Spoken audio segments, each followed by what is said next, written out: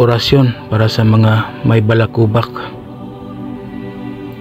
Sa ngalan ng Ama, ng Anak, at ng Espiritu Santo. Amen.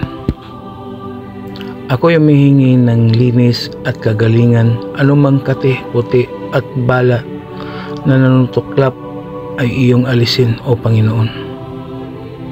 Ipagkaloob mo po sa akin ang init na malinis, buhok na malusog, at katawan na walang kapintasan.